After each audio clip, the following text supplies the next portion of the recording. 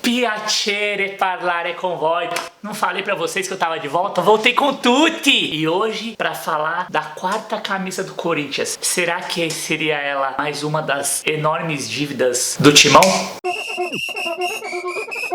Seja muito bem-vindo, eu sou o Glauco Diógenes e esse é o Quarta-feira. Aqui eu falo sobre design e esporte de um jeito que ninguém soube contar pra você até hoje. E antes de qualquer coisa, você já sabe. Você não reclamou que tava faltando vídeo? Já aperta o like, compartilha com tutti les amici, faz esse canal crescer. Só depende de ter. Quanto mais você fizer, mais vídeo vai ter. Que rima bosta. E não é que no último dia 4 de dezembro de 2020, finalzinho do ano passado, o Corinthians apresentou uma revolução do ponto de vista de oferta de produtos inovadores, que foi a sua quarta camisa, ou uniforme alternativo número 2, como se costuma dizer nos países europeus e mesmo na Norte América, quando você tem uma oferta que fuja do que seria o padrão original de jogo da camisa 1 e camisa 2, ou do uniforme 1 ou uniforme 2 de qualquer agremiação. Pois muito bem, para variar, qualquer produto que se faça para futebol, especialmente futebol brasileiro, acaba gerando uma polêmica ou outra. Com essa camisa não foi diferente. A diferença é que ela não foi e não será utilizada para jogos oficiais, e sim é uma opção estratégica muito inteligente da fornecedora, que traz um viés de cultura de rua e também do que a várzea se apropriou em fazer muito bem. São essas camisas ultra estampadas dos times de várzea. O que acontece em geral com esses uniformes de várzea? Eles têm uma identidade muito própria com cada quebrada, com cada localização, e tem ocupado uma fatia de mercado muito interessante, principalmente nas faixas de classe C, D e E, que algumas camisas, alguns uniformes ditos oficiais ou mesmo de faixas mais populares não conseguem atingir. O que é a proposta da fornecedora, da Nike especificamente com isso? É fazer com que o torcedor corintiano que frequenta esses ambientes e que tem também, além do Corinthians, o seu time da quebrada, que participa dos festivais, dos vários campeonatos de várzea que tem por aí, vista o manto corintiano e contraponha também essa oferta da várzea. É uma tarefa um pouco árdua,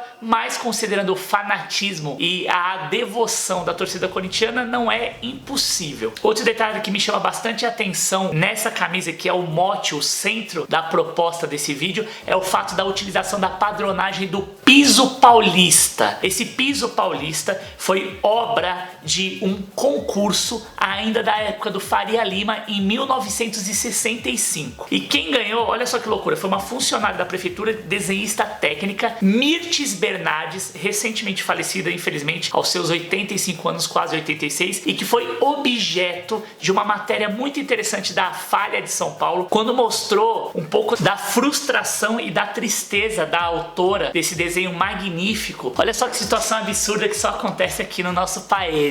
Ela possui, a família dela possui a patente do desenho, que quando foi feito para a prefeitura, teve um processo de transição. Ela, como autora da obra, tem a propriedade intelectual desse desenho, desse design. Fornece para a prefeitura, mediante um acordo em que ela receberia royalties pelas aplicações e replicações da calçada e do desenho da calçada. Obviamente que naquela época não tinha o apelo comercial, ele era mais uma arte decorativa, um motivo decorativo arquitetônico para padronizar o calçamento da cidade, e que estava sob júdice da prefeitura. Com o passar do tempo, as marcas e empresas começam a perceber que aquilo ali tem um valor sentimental que cala fundo no peito do paulistano. E o que as marcas começam a fazer? Marcas de chinelo famosíssimas, bancos, shopping centers começam a usar o desenho, só que ao invés de pagarem pelo uso para a autora, como você tem que fazer com música, por exemplo, a mulher nunca ganhou nada e sempre teve que brigar na justiça para poder ter o desenho reconhecido e o pagamento feito. Inclusive, nessa matéria da Folha de São Paulo, ela comenta que para ela já não teria mais muito sentido, porque ela já estava no final da vida, aos seus 80 anos, tanto que faleceu agora, mas que para os sobrinhos, para a família, seria interessante que esse legado fosse passado adiante, que os familiares pudessem receber os benefícios dessa obra. Aliás, fica aqui a dica, né? Vocês que são os corintianos e tudo mais, né? Os reizão da democracia, os Zé Democracia, vocês não vão lá na Paulista, faz coalizão com torcida adversária para socar a galera que não tá muito alinhada com o que seria o pensamento pensamento de vocês? Então seria a hora agora de vocês fazerem um movimento que seria bastante justo e louvável para fazer com que o time dê parte dos ganhos ou parte dos royalties volte e seja revertido para a família dessa grande artista brasileira. Que tal?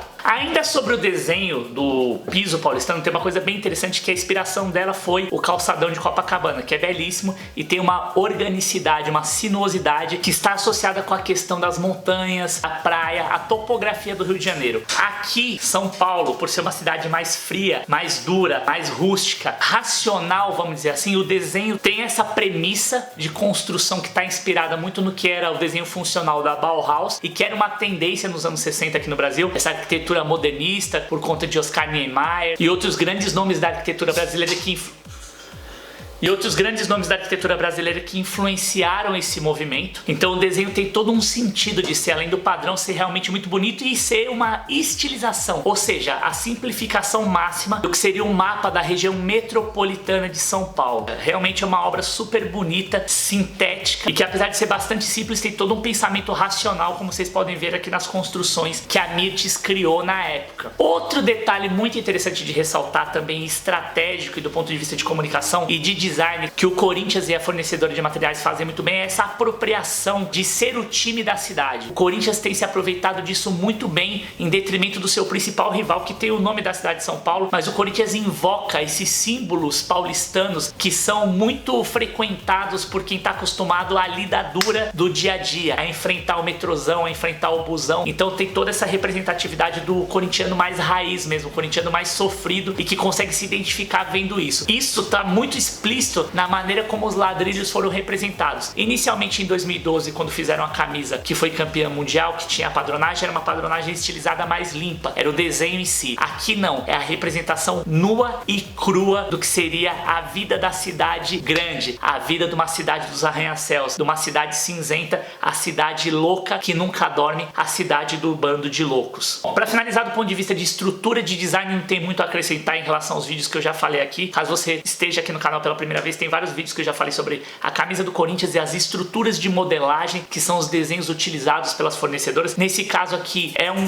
modelo que já está mais avançado que a Nike tem feito, com material completamente reciclado, é feito com garrafas PET que são todas recicladas e tem todo um potencial de impacto ambiental que não permite nesse momento grandes designs fora desse contexto de template ultra simplificado, como se fosse uma t-shirt. Na parte traseira, o que causou uma certa estranheza para alguns torcedores por conta da composição que acabou se formando, gerada pelo desenho dos padrões, e o número em vermelho é que lembrou um pouco o que seria alguma camisa do Vasco. De fato ficou um pouco semelhante, mas não nos esqueçamos que, apesar do Corinthians ser o alvinegro por conta das suas origens, toda uma representatividade da união dos povos, o preto e o branco, principalmente a camisa 2 do Corinthians, também já falei aqui, em alusão a questões raciais, a representatividade do negro na sociedade. O símbolo do Corinthians, o pavilhão, a bandeira do Corinthians, tem elementos em vermelho também, por conta, obviamente, de fazer alusão à bandeira do estado de São Paulo, né? A própria âncora que circunda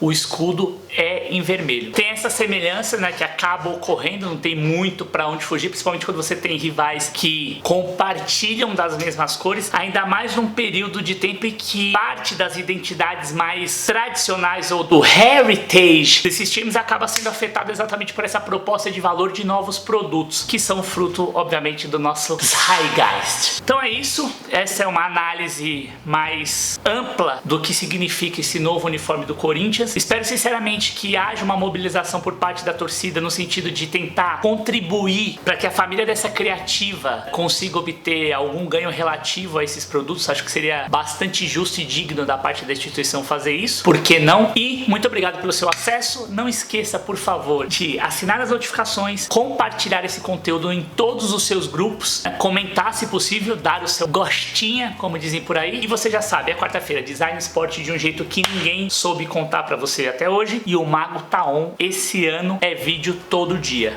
Piacere, bacio per te.